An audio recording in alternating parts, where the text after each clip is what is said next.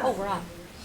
Good morning. Good morning. It's Tuesday, June 7th, 9:30 a.m. Please rise and join us in the Pledge of Allegiance. I pledge allegiance to the flag of the United States of America and to the republic for which it stands, one nation, under God, indivisible, with liberty and justice for all. I'd like to start with a prayer, please. Heavenly Father, we beseech your divine guidance in this meeting. Keep us ever mindful of our obligation. Grant us, dear Lord, wisdom, tolerance, and courage, that we may well serve our county and fulfill our trust. Amen. All right. And we've got minutes from May 31st and June 2nd. I'd like to make a motion to approve the minutes from our May 31st meeting and the June 2nd special meeting. Second. Moved in second. Any discussions or changes? Hearing none, roll call, please. Sweattick? Yes. Hudson? Yes. Hambley? Yes. All right. Next, we had all of our resolutions are posted prior to this. Is there any public comment regarding these pending resolutions? Seeing none, we'll go ahead and proceed. The resolutions. We've got the County Highway Engineer's Office, Dan Becker. Good morning. Good morning, guys. Good morning, Dan. Guys. Yeah. I have one resolution for your consideration today. We'd like to allow us to determine the closing of State Road between Ledge and Remsen. Boy, I screwed that up. How about let us do it? You got it done. Hey, close any road you like. Yeah. I will make a motion to approve. Second. Moved to second. Any discussion? Roll call, please. Sweattick? Yes. Hudson? Yes. Hambley? Yes. Thank Thanks, you. Dan. All right, very good, thank you. Holly Murin, our Human Resources Director. Good morning. Good morning. Good morning, Holly. On our personal changes resolution today, we have 6 new hires, 4 in sanitary, 1 at county home, and 1 in office for older adults. 9 rate increases, 1 in office for older adults, 1 in transit, 1 in finance, and 6 in sanitary.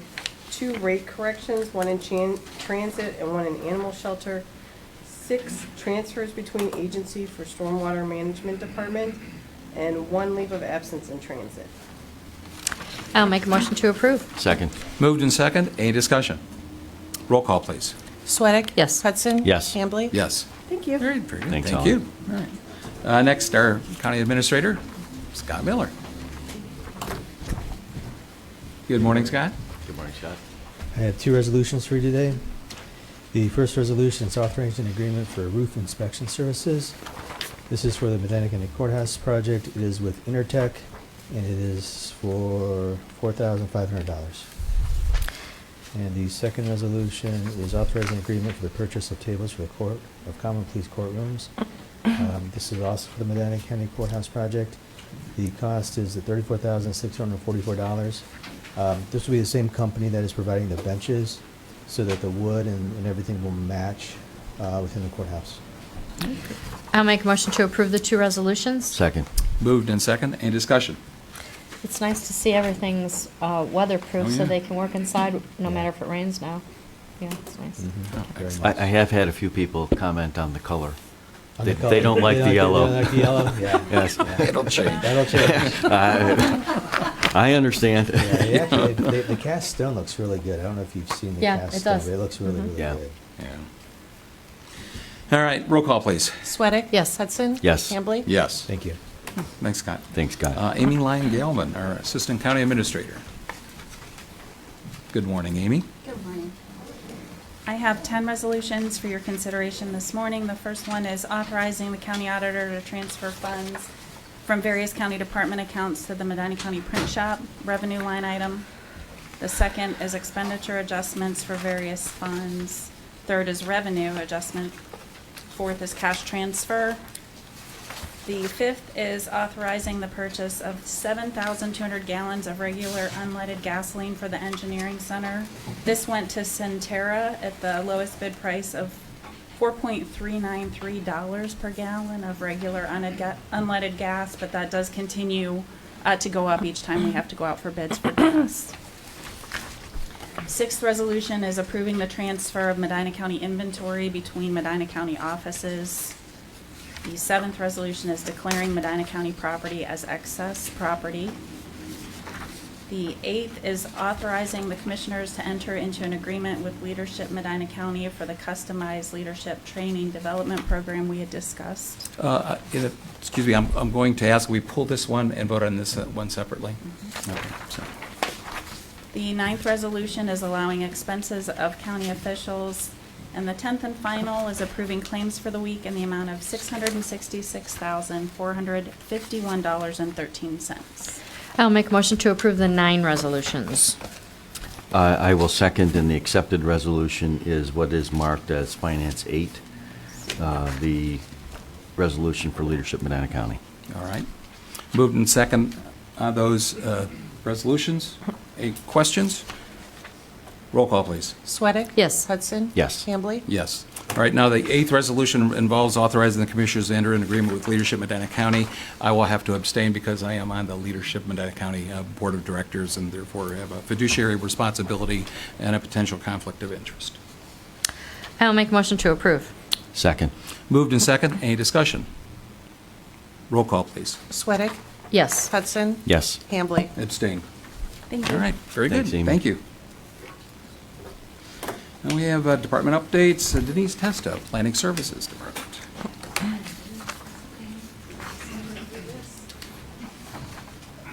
And you have some resolutions for us. Good morning. Yes, I have 2 resolutions for your consideration. I'm not sure which order they are in your packets, but is The it? block grants first. Block grant is first. Thank you. Sure. The first one is for authorizing the submission of an application for funding the Community Development Block Grant Program for the program year 2022, and this includes a $500,000 grant, including $350,000 for Wadsworth, the city of Wadsworth, and $350,000 for the Medina County, and $150,000 for the city of Wadsworth. I'll make a motion to approve. Second. Moved and second. Any discussion? Yes, I'd just like to clarify that the city of Wadsworth automatically gets an allocation of Correct. $150,000, so we just approved that allocation. Exactly. Right.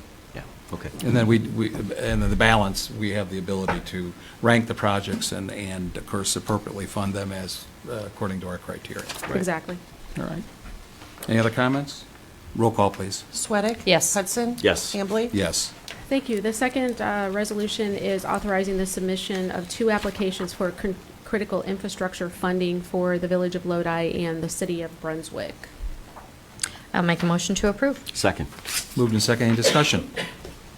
Roll call, please. Sweattick? Yes. Hudson? Yes. Hambley? Yes. Okay, thank All you. right. Thanks, Denise. So rolling straight into my report then, for our July, the Planning Commission meeting, we are reviewing 5 major subdivisions, including 2 in Montville, 1 in Lafayette, 1 in Liverpool, 1 in Sharon Township, and a Guilford Township text amendment. So I'm sure you'll look forward to receiving those staff reports. In addition, we are in our community development block grant season, so we are wrapping up our current projects as well as submitting applications for program year 2022. So that's taking up quite a bit of our staff time. For the Lafayette Critical Infrastructure, so this is the current project in Chippewa Lake that is replacing a culvert and repaving Main Drive. So that is now out for rebidding for the Main Drive portion. So that should be done in about 2 weeks, I imagine. Finally, we are working with the townships on creating some workshops to begin every other month in August. So we're very excited to begin offering those, and those information will be sent out about those in the future. In addition, the NOACA electric vehicle charging station program. So the public bid opening, we are slated to receive a couple of electric charging stations in our parking lot, and the public bid opening is scheduled for July 22nd. Are there any questions? No. All right, All right, thank you very very good. much. Have a great day. Thanks, Thank you. Denise. Laura Toth, our Office for Older Adults. Good morning. Good Good morning. morning, Laura. just going to read my report, and then I believe there's a proclamation Yes, to be we can do read. that, yeah. Okay, wonderful. I'd like to start with a report out on Senior Day, which was May 17th. We had 543 seniors in attendance. That is the most ever. And we had about 80 vendors. Seniors enjoyed the entertainment by the Jazz Guys and a box lunch from Honey Baked Ham. We were able to donate the extra box lunches to the Medina County Home. It was just a Very really nice, good. successful event, yeah. Our next events are the return of picnics on the patio. We're very excited to get those going after a 2-year hiatus. We'll have 2 picnics each month this summer. Our first picnics are scheduled for June 10th and 24th. So the first one is this Friday, and we'll kick things off with music from Frank and Dean and Quarter Pound hot dogs. So stop on by. That event starts at 11:30, I believe. Good. Our foundation's next fundraiser is coming up on July 4th, right here on Medina Square. It's the Twin Sizzler Run and Bike Race. Please support this effort, especially if you're a runner or a cyclist. Come join the fun. We got great news on the Senior Farmers Market Nutrition Program. First of all, we get 201 sets of vouchers. Again, I believe that's the most ever that we've received. Those are packets of $50 vouchers for seniors to spend at various farmers markets throughout the county. The farmers markets sign up with Western Reserve Area Agency on Aging, and then the seniors are able to use those vouchers. We're scheduled to pick up the vouchers and the applications on Wednesday, June 15th. We do the quickest turnaround we can. On the 22nd will be distribution. So the 15th, we'll pick everything up. We'll get it dispersed out to senior housing throughout the county, and we will have them online. Even if somebody does not have an application, they're able to come in the morning of distribution, get a blank one, fill it out. So we will have a big social media and print media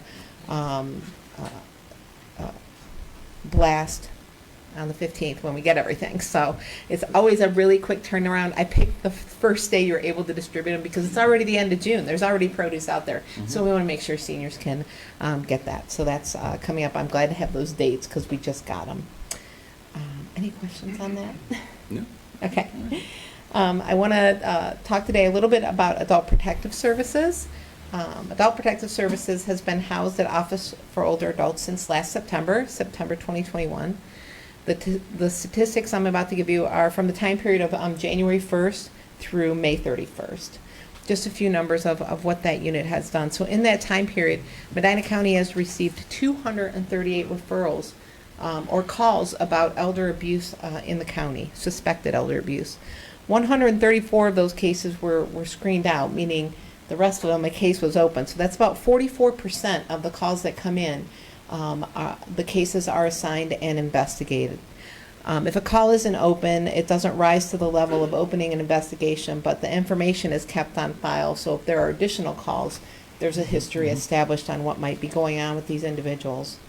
Our highest area of concern that come in for cases is self-neglect, meaning there's seniors in the community who, mostly through no fault of their own, are not taking care of themselves. It could be dementia, it could be physical problems, it could be anything, but there's some reason that they're not taking care of themselves, and it rises to the level of needing an investigation. A close second to that is financial exploitation, meaning that there's seniors in the county who are being taken advantage of, their monies are being drained. A couple of years ago, the state changed the mandated reporting statute to say that banks now have to report when they see a fund that's being drained quickly, a seniors fund. So we get online referrals talking about bank accounts, and we go out and investigate. And it's really it's a huge problem, and I don't think it's well represented in the media. We talk to seniors continuously about scams. A lot of times, not all times, but a lot of times it's family, and so they don't want to. They'll say, "Oh, it's okay. It's my grandson. I want to support him." And I'm sure you've heard the stories, but it's definitely a large problem in Medina County and throughout the nation. Elder abuse is definitely real. It happens. It happens right here. June 15th next week is World Elder Abuse Awareness Day. So everybody, if you can remember that, wear purple to recognize that there is elder abuse in the community. We all, my staff wore purple today, but I know you have a proclamation. I want to ask JFS Director Debbie Kiley to come up. Come on up, Debbie. As well as my Adult Protective Services team, Luella Gilbert, Shelley Nagy, and Stacy Webb.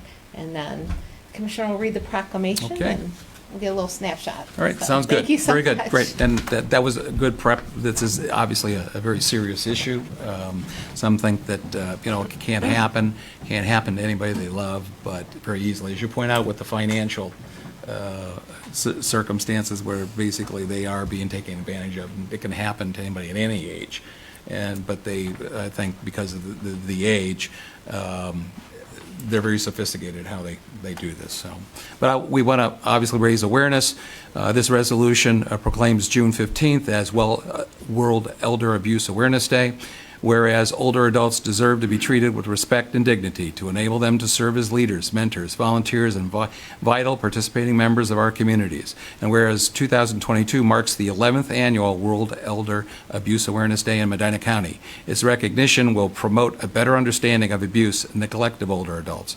And whereas Medina County Job and Family Services and the Medina County Office for Older Adults recognize the importance of taking action to raise awareness, prevent, and address elder abuse. And whereas ageism and social isolation are major causes of elder abuse in the United States, we recognize that it is up to all of us to ensure that proper social structure exists so people can retain community and societal connections, reducing the likelihood of abuse. And whereas preventing abuse of older adults through maintaining and improving social supports like senior centers, human services, and transportation will allow everyone to continue to live as independently as possible and contribute to the life and vibrancy of our communities. And now, therefore, be it resolved that we, the Board of Commissioners of Medina County, Ohio, do hereby proclaim June 15th, 2022 as World Elder Abuse Awareness Day in Medina County, and encourage all our communities to recognize and celebrate older adults and their ongoing contributions to the success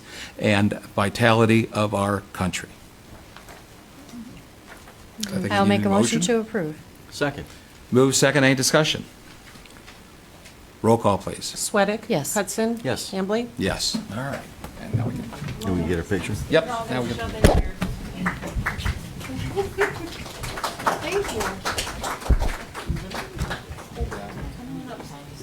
You guys come in front. Oh, come in front. Now we can get everybody.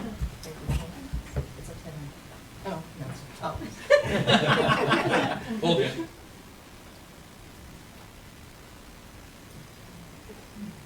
Thank you. Thank you guys so much. Thank you. Thank you. You want to say anything, Deb? No. Oh, okay. All right. Laura said it all. Okay. Hey, Laura, what time does the Twin Sizzler start? I will be there at the time of 5:30 a.m., but Oh, you don't have to okay. come, Colleen. The first race light of starts at 7:30. 7:30, okay. Okay. Commissioner. See, that's all right. That's a good way to start the day I of am parades, right? Yeah. All right, very good. All right. Let me see. Family and Consumer Science Educator, OSU Extension. Aaron? Ruggiero? Did I say that right? You know, there's a lot of discussion. I say Ruggiero. Ruggiero, okay, fine. All right. That would, okay.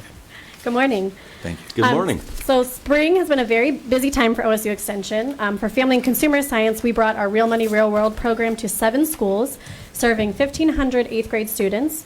And this year we were able to expand the program to 4 new schools through the 4 Cities Compact in Wadsworth.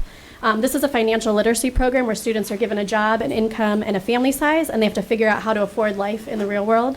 We love this program, and the students really get a good taste of what it's like. So we've also partnered with the health department to offer parenting programs as well as parenting lunch and learns over Zoom.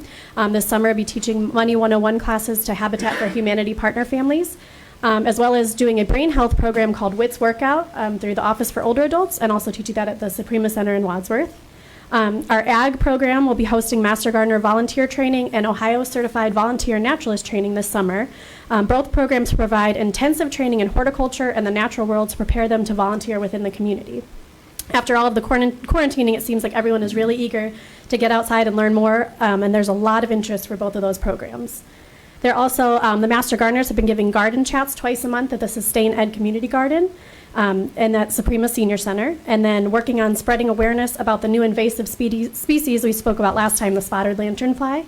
The educator, Ashley, just presented at a national natural resource conference on that work statewide.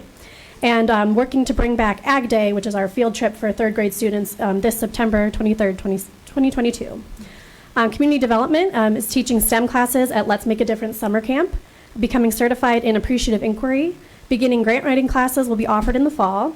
Also received a grant to do the Gallup Strengths Finders for youth and working with partners to implement this to underserved youth, as well as teaching for leadership Medina County. And our final update with 4-H, they have grown enrollment for the year 2022. In the middle of a very busy and fun season, they have over 200 Medina youth attending 3 different 4-H camps and getting ready for pre-fair judging and county fair. Super. Very good. Sounds like you're busy. Very busy. Very good. Thank you. Question, have there been any cases of the spotted lanternfly in Medina County? Not in Medina, though, that we've seen yet. Around us? I believe there's just one in Cuyahoga Okay. and Amherst, so Lorain County. In Lorraine County. Yeah, Okay. so we're definitely keeping a close eye, and Ashley's gone around to do a lot of different talks on it. We post a lot about our Facebook page, too, just to get people to if they see it, to report. report. Yeah, Yep. all right. Thank you. Sure. Very good. Thank you. Thank you. Appreciate it. Next, open to public comment.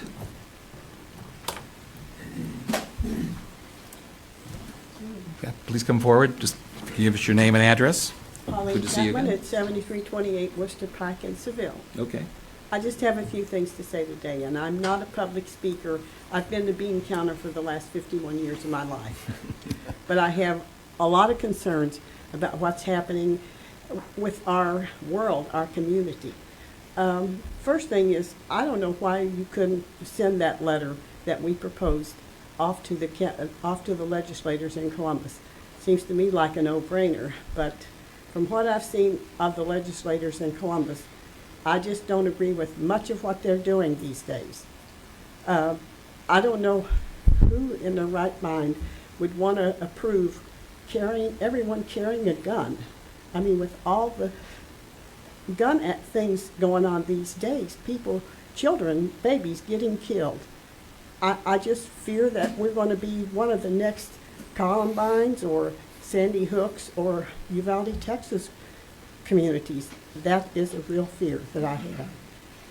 But the other thing that really bothers me is we have voted twice for fair districting in Ohio, but we have been shot down by Columbus on so many different levels now that it's not even funny. If people aren't going to follow our requests, then why do we keep voting them in? I don't understand that.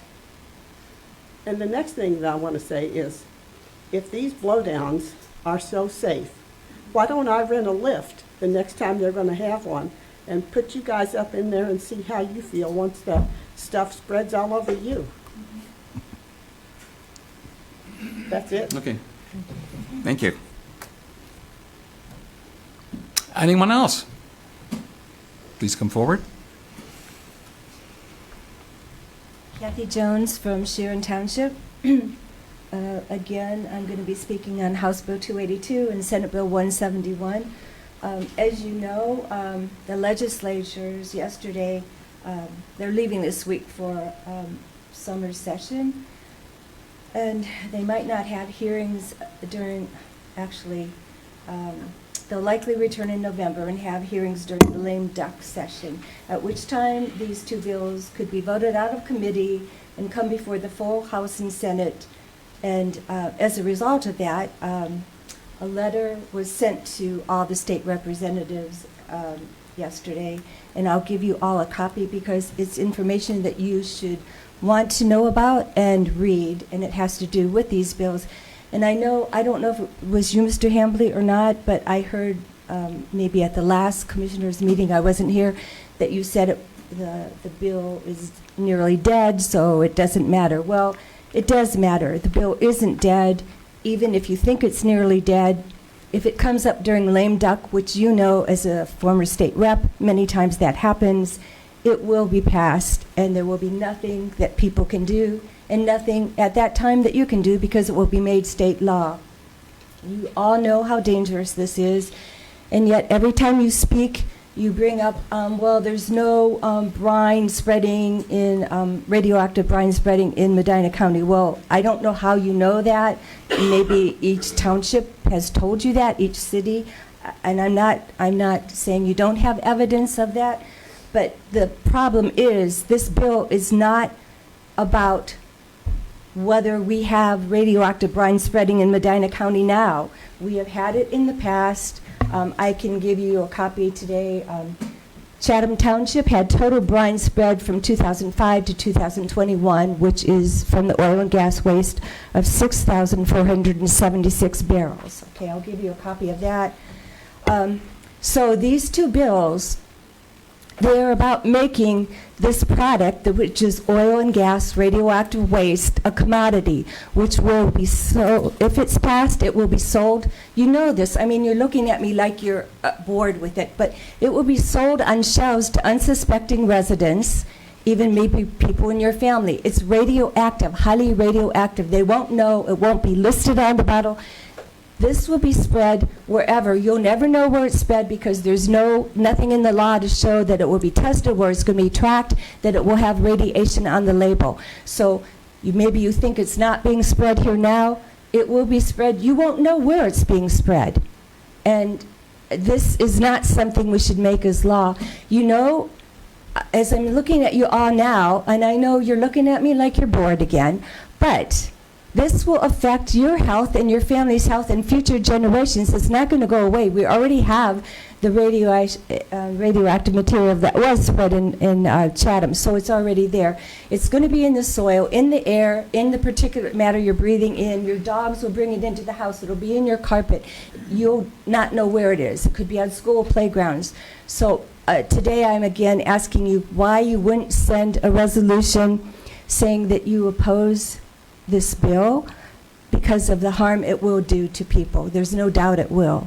Will you not send a resolution opposing it? And if not, why not? I'm just asking you. You're looking at me. I'm asking you a question. You don't have to answer that?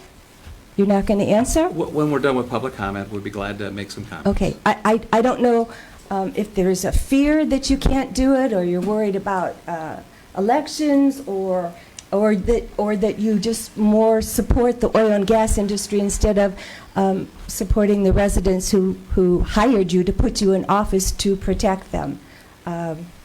So with that, I just wanted to clear that up, because every time you mention it, you go, well, there's no oil and gas waste being spread in Medina County. This bill is about making it a commodity. It doesn't matter if it's spread now or not. It's being spread in Ohio, and I heard you say that you don't think it is. We have a map showing where it's spread in Ohio still, and it will be brought back in, whether it's on your clothes, whether you brush up against a car in another county that has it on. You'll all be harmed by it. And I don't know how you can look at yourself in the future when people are getting cancer or getting harmed by this. And also I have a resolution signed by, actually enacted by Franklin County Commissioners saying the dangers they know it is, and they don't allow it in their area to be spread. So there's one for each of you of that.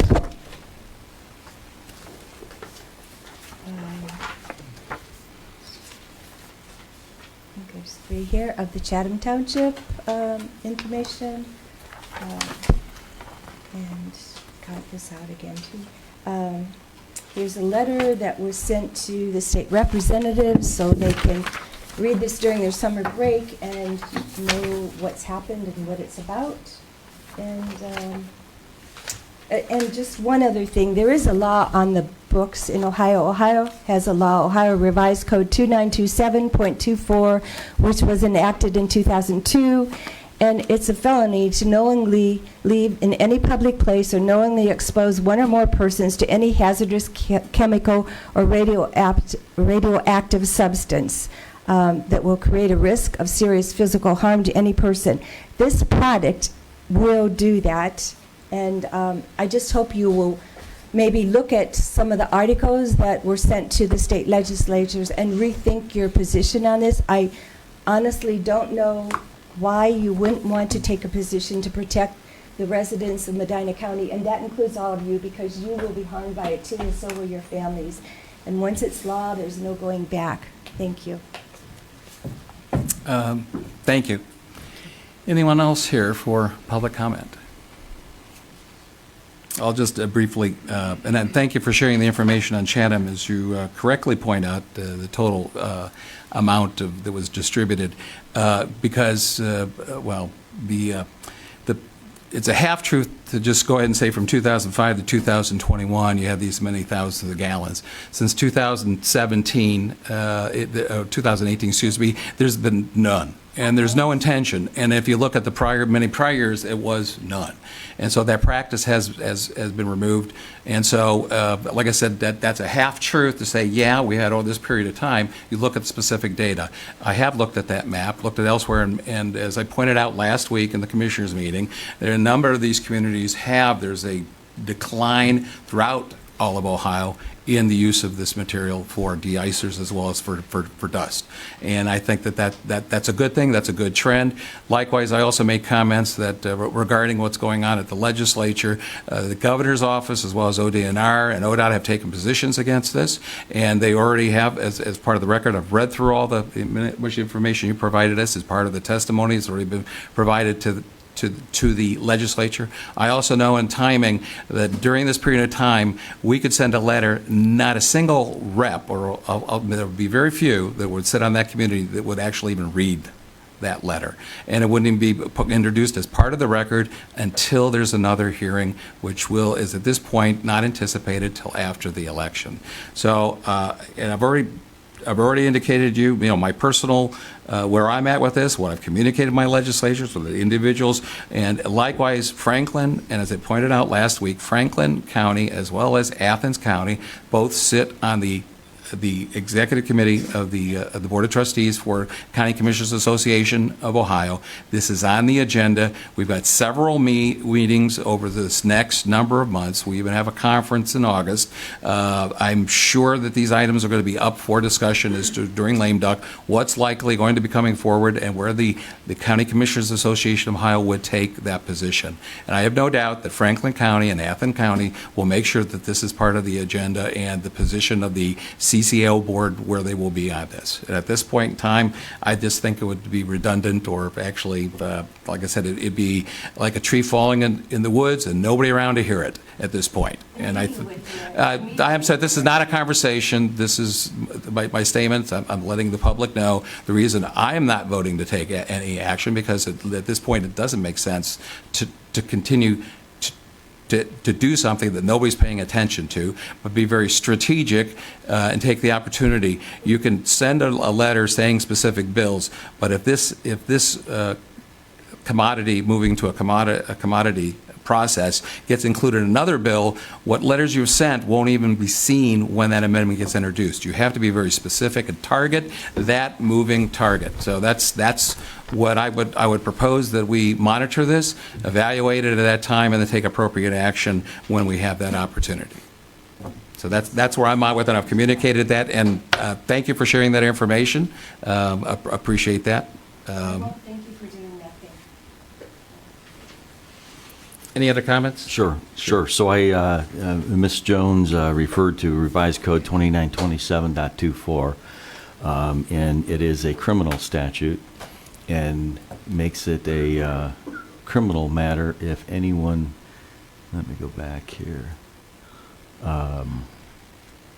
essentially releases a radioactive substance in a public place that may expose someone to harm. And so it would seem to me that if this substance is in fact radioactive and it is in fact harmful or will cause death, that there's already a criminal statute that would apply that they can be prosecuted under. So I don't know why we would need to take action to stop something that is already a matter of criminal. You're saying is in fact radioactive? You've got all the evidence I've sent you. I've given you all the evidence. Excuse me. I'm just saying what the statute that you cited says. So, All right, with thank that, you. Thank you. Thank you. I think it's a point well taken regarding that, and obviously, many things are radioactive. It's what the level of radioactivity. I think that the scientific community has developed some consensus to what those levels need to be. And I know that's the area of debate on this area regarding the studies in Pennsylvania on this material coming from the wells is the accumulative effect within the environment, and that's where the debate and that's where the discussion, scientific inquiry still remains as to what that ought to be. So that's why the criminal statutes would not apply, because it's well below any kind of level for that. So, all right. Anything under the public comment? Then we can move into our general discussion. Yeah, I would just like to say that all three of us take our responsibilities for the health, welfare, and safety of our community very seriously. And when it is time for us to exert our influence over this issue, we will take action. At this point, you know, if we send a letter to Columbus every single day on numerous of issues, then our responsibility to our community as leaders to influence decisions down in Columbus lessens. We need to be strategic when we send letters down to Columbus. We always put the health, welfare, and safety of our community first, period. All right. Thank you. Anybody else public comment? All right. We'll enter into discussion session. Scott, you have some things for us? I do. So, first I'll give just a quick update on the courthouse. As was briefly discussed earlier, it's definitely moving forward. They've got I think the bottom floors are framed out. They're working the second floor and the third floors. I think they're even starting to put drywall up on the first floor. Drywall first floor. Yeah, so it's moving along. Through May, I haven't received the June invoice yet, but we were at $8,494,000 in construction costs. That's the actual construction. That's about 30.5%. I expect June's invoice will be somewhere between $1 and $2 million. So that'll take that up. Total expenses, including architect fees and permits, we've expended about $11,200,000. So still under budget. There's about $411,000 in contingency left. That a large part of our contingency was used up because we made numerous changes to the 1841 courthouse with the expectation of a new domestic relations court judge. So we installed the bathrooms and a connector going from the new courthouse to 1916 or 1841. We flipped the judge's office, which put a bathroom on the opposite side of the courthouse, some hearing rooms, some windows for the domestic relations court clerks,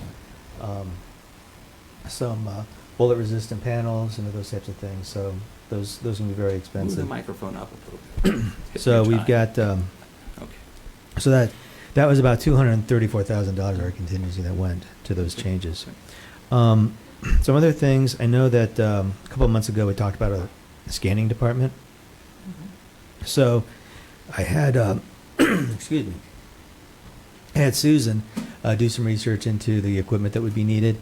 We would need about one-time purchase about $2,600 worth of equipment. So it would be computers, and then there'd be about $3,500 a month in leases. That would be for 2 scanners and a copier. And then we would have personnel costs. And I've asked Holly to go ahead and put together job descriptions for a manager and for an assistant. I met with Forrest yesterday, and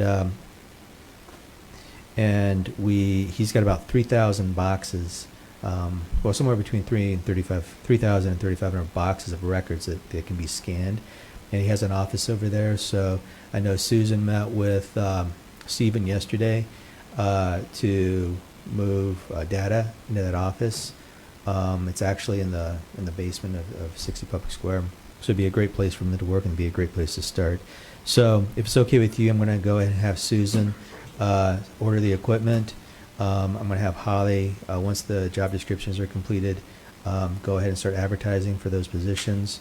And hopefully we can have something up and running in August. That's the Now, what are the intent. leasing costs for? Leasing costs are for 2 scanners, and they're high volume scanners, and and a copier for the department. Got it. Scott, Yeah. have you also talked to sheriff's office? Are these scanners going to be portable so they can be moved? Yes. Okay. Yeah. So we're going to start with the prosecutor's office, Mhm. and then once we're done with the prosecutor's office, Then move to another. we'll move. Yeah. Okay. We'll have probably, I don't know, clerk of courts or sheriff's office. I think they probably have the records, a lot of records to be scanned also. Okay. I know Forrest mentioned that with their new or with the new software that they have, that they create about 12 boxes a year. So once we get those 3,000 boxes scanned, some of those they have to keep indefinitely because of the type of case that they are. Right. But we can get rid of a lot of those boxes, which will free up a lot of room in the basement at 60. Do you have any idea of the records. proportion they'd be able to eliminate through this scanning? Of that? I would say probably 80 to 90%. When I talked to him yesterday, he said in some cases, even some of those like capital cases, Mhm. that even there is a possibility even those records could be destroyed. So that it would be a huge cost savings, especially bringing those when we have records at different locations outside of Mhm. county buildings that we're paying leasing Right. to store the records at. We can get all those scanned in, and we eliminate those costs. So.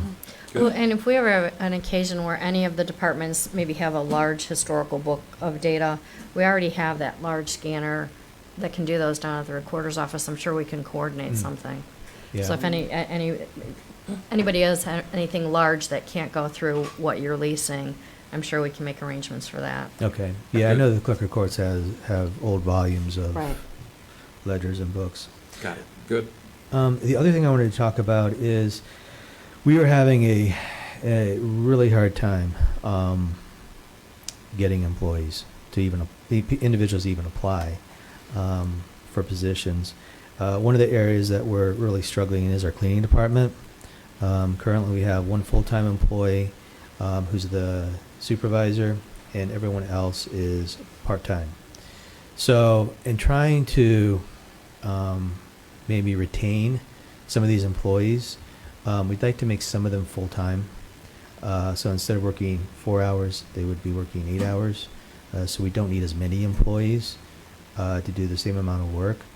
Obviously, it'll be a little more expensive because at full-time they would be able to enroll in our healthcare program. But I think the cost of trying to attract employees, put them through the process, the drug testing, the background checks, have them work for us for a month or two and then leave, I think that cost would be it's worth it. It's worth the additional cost. I know that the question came up, well, would it make sense to outsource the cleaning?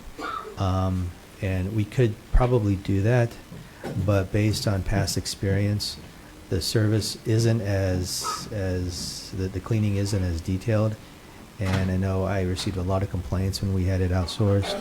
I've not received many complaints since we brought it in-house. And I know that the cost would be significantly, I believe it would be higher than what we're currently paying employees. Well, I am fine with trying some full-time for a period of time, and if our retention problems are eliminated through that, great. But then if it doesn't solve the problem, then we would have to consider outsourcing. But I have no problem trying for a period of time and seeing if it works. Okay. Frankly, I think that's what you're seeing out in the business community. They're having the same issues, and what they have to do is essentially upgrade the benefits, invest more in their current employees to keep who they have, and have them do more. So I think that's exactly what we're going to be in the same position to do, and it makes sense. And they're just. And outsourcing is not always the answer, and this is one where, like I said, the private sectors likewise would have the same issue. So I agree that probably is fundamentally it'd be about the same if not less, to go ahead and do this. So I'm all in with the idea of going ahead and adding those into our department and making sure that, like I said, we're investing in our own current employees and obviously, but requiring more time and obviously demand more from them. I agree. Okay. We need to be competitive in the marketplace, and Yeah. every employer that I talk to is struggling to find employees. Yep. And so we need to do what we need to do to be competitive. Okay. I'll go ahead and I'll get with Stephen and Holly, and we'll Good. go ahead and move some of those positions to full-time. We'll determine how many positions need to be full-time, and then I think we have some employees that may be willing to go to full-time, so that may happen pretty quickly. And then we may have to advertise for some also. The other thing I wanted to just bring up quickly, I know Commissioner Hambley, you brought up yesterday the retention of employees Yeah, and right. what we need to do to retain employees. So I know that Rhonda approached me yesterday and had mentioned the idea of doing a survey for our employees, putting together a survey, sending it out just to a random sample of employees to kind of determine what they like about working for the county, what they dislike, what changes they would like seen, and just get an idea of how we can better serve our employees, so that Why they random? retain. Why wouldn't we just send out the survey to all employees? Because I think if you do a random sample, you get a representative. It's less work, and you get a representative. Well, let's take a look at Yeah. what's going to be the best mechanism, I think. But- To kind of, but I agree with the concept of being able to identify, take the temperature, if you will, of our current employees, identify areas that we need to maybe address, but likewise make sure that, like I said, as we move forward, we're able to systematically be able to retain the people we want to, like I said, continue to invest in and providing more opportunities for their own professional growth. I think survey's a great idea. Methodology.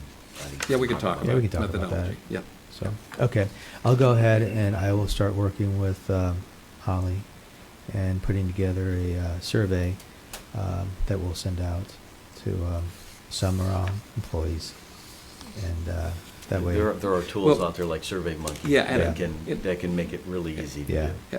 Having, going through grad school and after my academic career in doing surveys, one of the reasons for a random survey is because of the cost of doing it. Now with electronic media, and if you have full participation as well as verify who you're getting the sample from, Well- actual electronically kind of does make a And lot more sense I think it makes a lot more sense to everybody. if we Yeah. did everybody and we were able to see which departments they work. It would be interesting to see the differences between some of the larger departments on how they did fill out the survey and to see Well- areas where, yeah, so I see no reason for a random sample, but.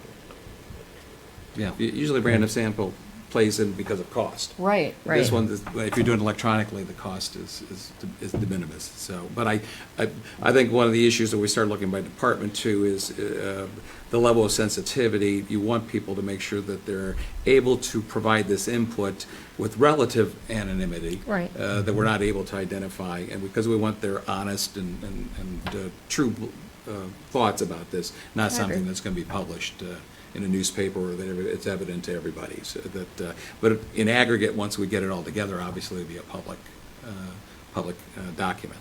Right. So- But I think we can through them, as Bill said, we can work through the methodology here and talk about it. But it sounds like a great idea, and thanks, Okay. Rhonda, for bringing I will that get up. together with Holly and we'll start getting that moving also. Sounds All right. good. All right. Thank Great. you. Scott. Thanks. Amy?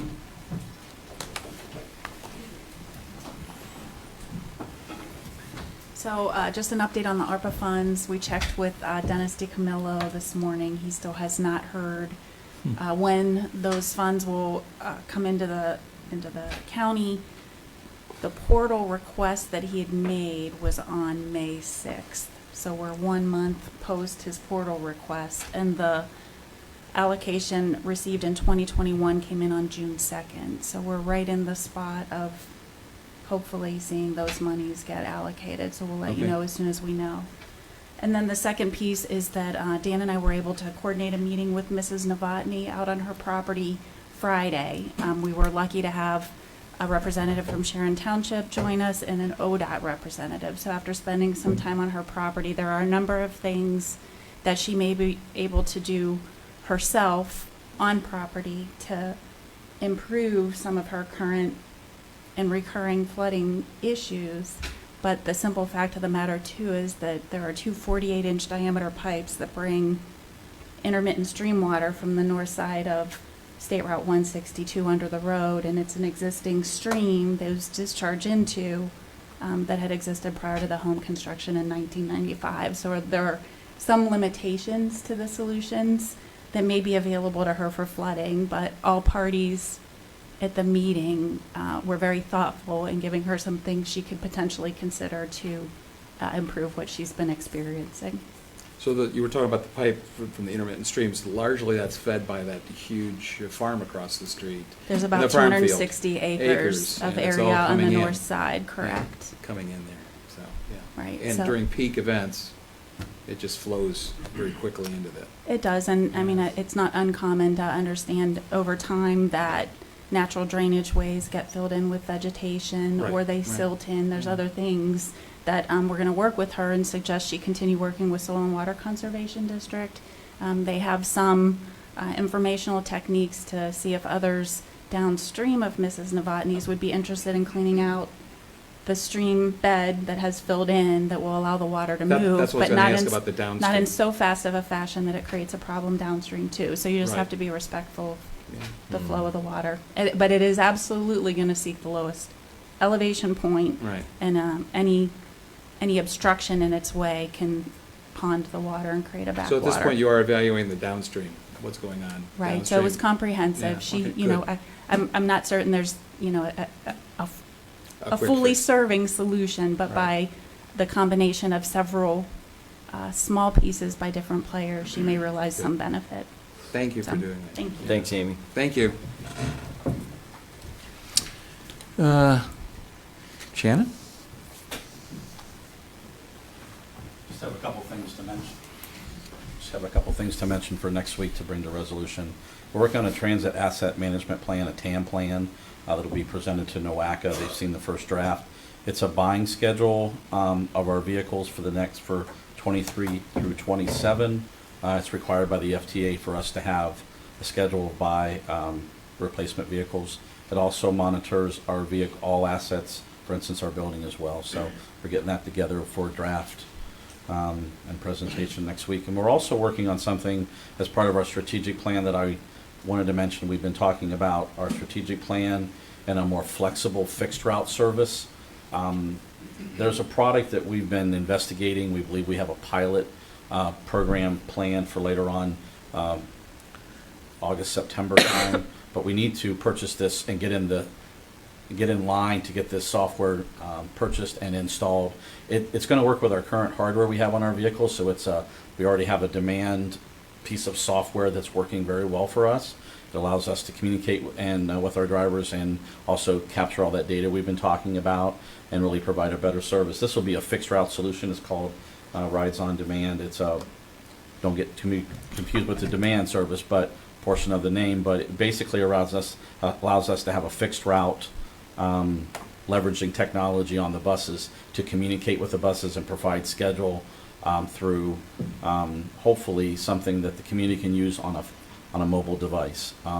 We've talked about the Uber-like feel of it. We're looking at several portions of the project as what's the neighborhood look like? How big does that look like? How many people, what passengers per hour we can get? We've been doing a lot of calls and leveraging what other folks have done with the technology. We find it to be very advantageous, and we want to move forward. So I'll bring to resolution us to enter in that agreement for just an additional software purchase with our current provider. So basically, we're going from a fixed route to more like a fixed neighborhood. I Correct? like that. Yeah, in a much larger area and be able to go back and forth. Right, it's really going to help our... It's all on demand. Right, exactly. It's a productivity driver system where the bus isn't driving without people going to a destination. Still shared ride. We need to be that way. I've spoken with the FTA about this project. They say others are trying it. It's new, So we'll be in the front end of it, but not the alpha version of it. We'll have a chance to Learn. But I think too, the part of the learning curve there for the customers, for the people utilizing it, going from having them call us, what they'll still be able to do. That's correct. And schedule it, but also to do it on demand with their phones. Oh, right. So we'll have to, and I believe ought to be probably our digital, our dial program, digital inclusion and literacy efforts to help people be able to learn how to use their devices, use those apps, and do some sessions, especially in the pilot program and where else we have it, so that the people that have the capability of using it will at least be able to know what devices were acquired and how they could still call. But the optimum for us, in terms of efficiency, is them doing it directly, rather than calling a dispatcher and calling and putting it on a schedule and having it inputted. So I think ultimately it's going to be working together and greater flexibility, and I think I can see more people using it. Because they know rather than this fixed route they have to remember, they just have to remember the neighborhood that they want to track. And on that note, Yeah. our OHM advisors is working on the marketing portion of this and the surveying and figuring out and tapping into the community that may not know about transit or realize it's for them. So that's going to be a heavy lift that we need to do to get this off the ground and moving. But I think the pilot's going to tell us good things. Oh, yeah. Okay. Oh, yeah, definitely. That's it. All right, thank you. Shannon. Okay, Stephen, you have anything for us? Just thank you very much for considering our full-time employees for being important. Appreciate it. I know you'll put them to good use. All right. Anything else for discussion? Oh, yeah, Jeremy, I have you listed here. Can't overlook Jeremy. And usually you're one of the first, so. How's everyone today? We probably don't want to talk about permit fees, but that's okay. Well, exactly. So, I know. So back in October of 21, we entered into agreement with CT Consultants to take a look at our permit fee calculations, our permit fees themselves, make some recommendations to maybe help streamline our permit calculations, review our fees. Our sewer was last updated in '94. The capacity charge was last updated in 2004, and the water in '07. So it was a time to maybe take a look at those. So today I actually asked Mr. Bob McNutt, he's with CT Consultants, that was working on the project for us. So I asked him to maybe if he wouldn't mind stopping by to kind of just talk a little bit about the actual study that he performed. I do have a couple copies of that study for everyone here. But yeah, Bob, if you Come on up. come up here, and maybe we can just explain the study a little bit and maybe answer any questions. Very good. Well, you know, one of the big things we engineers get hit with us a lot is we're very, very detailed. Sometimes that's good. Like in an engine, you have that 1/100th or 1/1000th of an inch tolerance. Very important to make the engine run good. But when we look at water and wastewater, some financial calculations, sometimes we go so far overboard that it makes it difficult for the end user. I was here working with Amy several years ago on the water and sewer rate study. 2014, 2015, again in 2019, worked with Jeremy's office and the financial folks, helping teach your folks in-house how to update that.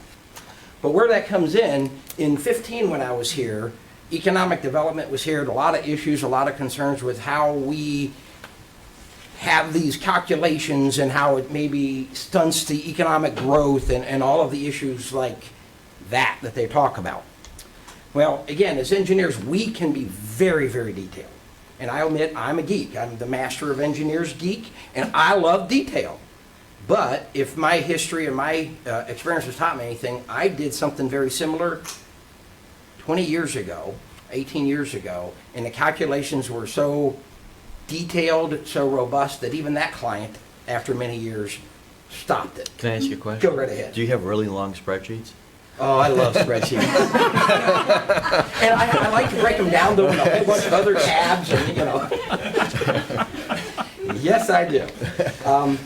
But the same thing here. We have, in the county, we have lots of titles, lots of names for some of these fees. Capacity charge, connection fee, front footage fees, assessment fees. In the industry, we have things called change of use fees, impact fees, just a lot of different titles to try to define the same type of thing. what we've struggled with in the county has been just really being transparent and able to help the developers understand, help the individual residents understand, and then quite frankly, helping our own staff understand and go back through every development and just all the voluminous calculations. So when Jeremy called me up, it's like, yes, we can streamline this, we can look at this and get it down into something that's very transparent, very easy for people to understand, and hopefully it will really help spur the economic development. So that's, and I don't know if you guys had a chance to read this ahead of time, but No, that's this is the our first time. basics. I read the chart ahead of time. Okay, that's the basics for what we're talking about. Now, I can go into great details, and I should have brought a spreadsheet or, you know, a marker, and we can go through detail, but in the sake of time, I One won't do page, that. you have one page, that's it. So, yeah, I got one page of notes here, that's it. So I do have a question about Go ahead. the chart, table 1. So for example, the 3/4 inch meter size or the 1 inch meter size, the 3400 and the 5670 respectfully, that would be regular residential, correct? You're Similar? yeah, go ahead. Okay, so an example of the 8 or 10 inch type of businesses where the fee is enormous. Example? Like, where would that be the case? I think the largest meter we have in our system is a 6-inch right now. Okay. So So why go up to 10? I have a client right now. Just in case. Yeah. You know, just Oh, to okay. establish those numbers, just in case Okay. we do have a large business Okay. that does move in. And if it gets bigger than this, we'll have to handle that on a And case-by-case basis. I guess my question is, as far as economic development goes or economic growth, the reason for a $500,000 for the, you know, the fee for a 10 inch? So if somebody's coming in with a 10-inch meter, and I have this in another community, they're actually coming in with two 16-inch meters. They're using 2+ million gallons of water a day. The capacity, the impact that has on both your water system and your sewer system is absorbing a lot of the capacity you have available. When these calculations are done, these meter ratios, these are not done by me, these are American Water Works Association ratios between that residential meter, what can that meter demand off of your system versus the larger meters. In the past, I guess there's- I'm just questioning the Go ahead. cost. Of course, they'd pay Yeah. the monthly bill for whatever water usage they use. I'm just talking about the, you know, the upfront cost for installation. That, I'm not saying they wouldn't pay their, you know, what Yeah. they would use for every month cost-wise. I'm just The upfront saying the cost- upfront fee. Yeah, the upfront cost, the historical rationale for that is we, the current customers, have invested a boatload in our system. We've upsized facilities. We've created a capacity to bring people in. And there's been a cost that we've paid. This general fee, the idea here is to recoup some of that. Notice the term is some, not all, to help encourage development by having it lower than what it actually cost, but have something to recognize what we, and I say we as a general thing, I don't live in Medina County, but what we as a community have already paid into that system. This is a very common scenario that is used in a lot of places. I just don't want to discuss. discourage certain things by our initial fees being astronomical, I guess, is my question on this table. But, and I think to that point, we're exchanging ERUs for EMRs, correct? Well, and here, we're redefining them both to be the same and putting Okay. them on a common. Sure. Yes. So that if you have a business that comes into an existing structure, and let's just assume they have a 2-inch line, and they're not changing that 2-inch line, they would not pay a change of use fee. Is that correct? Correct. That's part of the idea. So the prior owner would have paid the impact fee, if I can refer to it as that. And so there's no sense in charging a Right. new owner I agree with that. the same impact fee Right. if they're still using the same meter. They may use more water, which they're gonna pay for on Which is right, a right. use basis as they go forward, but they're not impacting the system. And what's happened in the past, let's use a restaurant as an example. You have a Mhm. small restaurant with, I'm gonna say 5 tables. When that same restaurant comes back and says, we wanna add 5 more tables, there's a very long and lengthy calculations that the sanitary engineer's office has to do to say, well, now, yes, your meter didn't change, but you have the potential to take more water. Now we have to charge you more and more money for that. And that has created a lot of angst, I guess is the right word.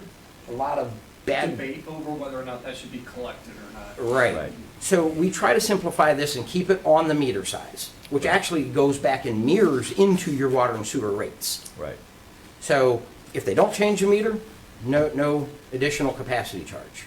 So that will actually encourage a lot of your smaller businesses to increase the number of tables or increase what they're doing or move into a building, like I said, that's got a 2-inch meter, and knowing that they won't have to pay more as long as they don't exceed the capacity of that 2-inch meter. Well, the point is that capacity has to be built up front. Correct. Whether they use it or not. And so if you're basically changing a business and so forth, as long as they're not going beyond that capacity, there's no reason to charge them. And I agree with that. I just don't want, okay. I just don't want to discourage somebody to looking at another county, you know, who may bring something wonderful to our community or some great jobs to our community and look at $500,000 and go, well. But I think generally any community. they Every go to is going community to has have a some- capacity charge. This is No, very. I get it, but Yeah. ours are very, my question is comparability. Is Are- competitive. Right. Yeah. But I think that's to be done on a case-by-case basis. Yeah, if you get bigger than a 10-inch like this, you're talking massive. I do have one community that they're putting in 2 16-inch meters, but they're also using 2 million gallons a day. And their infrastructure is $2+ billion is what they've invested. Is it a brewery? No, it's Never much mind. bigger than a brewery. Yeah, okay. But when you're spending $2+ billion and you have a $0.5 million fee, it's relative to what they're doing. Right. Yeah. Okay. So that's I mean, in a nutshell, the idea is it simplifies it, it streamlines it. Actually, this, I think, will be very beneficial to your economic development and growth in the area. To make it more simple, make it a lot more simple here. And when we looked at the numbers, we really don't expect it to be any less revenue. You know, once you actually get these, there's average 240 customers every year. We just use 1 ERU per customer, but they're really not. So if you look at my numbers, they may be a little slightly less, but the reality is we expect it's not going to change that. And there's one thing I did not put in this, and Jeremy actually thought of it this morning, and I actually will recommend it. And that is, as Jeremy mentioned, it's been a while since these fees have been updated. We all know the value or the impact of inflation on us every day.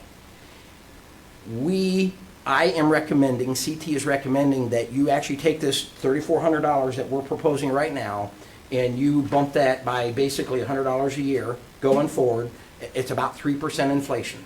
I wish inflation was only 3% these last couple of years, but that's the way to try to keep current with what's going on with inflation and still have the money that you need to run your water and wastewater businesses. If I can elaborate a little bit on that. By all means. The idea here would be, you know, right now we have, if it was a county installed main for our water, we would charge a resident $4,000 as a connection charge for having the infrastructure available, you know, the treatment plants or the water plants, the piping to get the water there. The sewer, $4,500. If it was a developer installed water or sewer main, we would charge those customers $2,600. So getting back to the complex calculations, you need to know who installed the main to determine. The idea is to then just have one charge that kind of average between all this to get, so we don't have to worry about who installed it. You know, we have that one charge, and that's how we arrived at the $3,400. And get rid of these 3 separate charges, just have one. And then and then you talked about that inflation cost of $100 a year. Yeah, just as To add to that. a rider to add on. To keep up with those costs. Correct. Okay. That makes sense to me, yeah. Will most houses be the 3,400 versus the 56, or how is that determined? Our typical meter was, we would use a 5/8 or 3/4 inch meter. Your residentials are gonna typically be 34. Okay. Now, when you get to these large mansion houses, you know, when Richard comes up and talks about the 450,000, you know, they might need occasionally they might need a 1-inch meter maybe, but typically it's going to be the 34-inch. So you will. I'm sorry, 3/4. So if we prove this chart, you will just keep an eye on going forward in comparabilities as far as not reducing economic development on the higher end ones. Mm-hmm. Correct. And I think, you know, when we looked at these, when we calculate, like I said, the 6-inch meter, I think we only have 3 or 4 6-inch meters. Most everything else is, I would say, our typical, maybe a 2-3-inch meter is about, would be the bigger size meters that we do sell. So that your 6 inches are your larger users that, like I said, that we don't have a ton of. Yeah. So Jeremy, the 3/4-inch meter is actually 5/8. We kind of transitioned away from the 5/8 because the 5/8, I believe, and I might get my numbers wrong, up to about 15 gallon a minute. Yeah, it's The 3/4 goes up to like a 20 or something. Yeah. 25 or something. I think as these houses are getting larger with the more bathrooms, that, you know, they got the lawn irrigation systems. This was just to make sure that that enough water could get through their meters. Okay. Yeah. Got it. More inflation, right? All right. So the intention is, In the next couple weeks, I'd like to maybe get resolution passed to Okay. redefine So all we can- this, so we can have another discussion about Sure. this, give you some time to review to this. go through this. And have. is a draft, obviously for public comment as well. Correct. Correct, and I'm sure economic development can hopefully weigh in on This some will of really this help if they have out in concerns. instances where, say, you have a shopping plaza, right? Sure. And they have an inch, say they have an 1.5 or 2-inch meter. Okay, a business moves out, a new one moves in. We take a look at these. Well, we'll take a look at their usage right now. We build based on or the capacity is based on their usage. So Mhm. if a new business comes in and there's an extra based on what they're putting in there, well, now we have to charge an additional ERU, right? Well, if they're not changing the meter size, then we don't even have to worry about Correct. those incremental, Okay. I know it was referred to as gotcha fees in the past, but yeah, that's to help eliminate a lot of those. And the idea obviously was to help promote the reuse of that facility. Correct. And make sure that the cost really does represent what the incremental cost would be to us. Yeah. And in those circumstances, we would not have any incremental cost, and there's no That's reason to have that fee. Correct, because So- their meter size didn't change, so they're Exactly not right. using any more water at the That's right. facility. That's right. I- Yep. Yeah, good with the concept. So, We'll review it then. Sounds great. All right, cool. Thank you. thank you very much. Excellent, thank you. Anything else, Jeremy? No, Or was that enough? Yeah, that was enough. Okay, thank you. I had to make up for last week. No, you didn't, but, okay. Bill? There's a letter in your packet to go to the governor regarding the Amtrak and development of rail. If there's any comments. I think it looks great. have Looks them, good. And so Looks we good. can send it, sign it, send it. Very good. Absolutely. That's all I have. Yeah, we're good. All right. Colleen? I just wanted to say, the Medina High School rugby team went to the state tournament this week, Yeah. and Sheriff Grice's son was on the team, Yeah. and congratulations. Oh, very Yeah. good. Very exciting. Yep. Did have one, something came across my desk this morning that Leadership Medina County is having a food truck. Food truck there. tomorrow, Is or it tonight. tomorrow or It's today? tonight. It's tonight. It's I today. think at, It's today. MCUC. Yeah, you're right. and It's I today. think at 5 o'clock. Yep. I thought it was 5:30, but okay. Okay. Yeah. 5:30. But there is a groundbreaking over at LMRE as well for Yep, the new facility out yes. out there. So, anyhow, I just Weather wanted to permitting. But that although out the there. Truck Fest will be continuing to go on tonight regardless, because they've got that inside How many section. trucks are they having? Oh, I don't know. She said she bumped up, got a couple more from last year. So last year was the first time they did, obviously with COVID, the idea was they have this meal, great cuisine opportunity out of food trucks in Medina County and outside. Now that it was so popular, they Yeah. continued. So it's at Medina County University Center. That's correct. All right. All right. Anything else? All right. Is there, I will make a motion to adjourn. Second. roll call, please. Sweattick? Yes. Hudson? Yes. Hambley? Yes? Everybody have a good day. Thank you.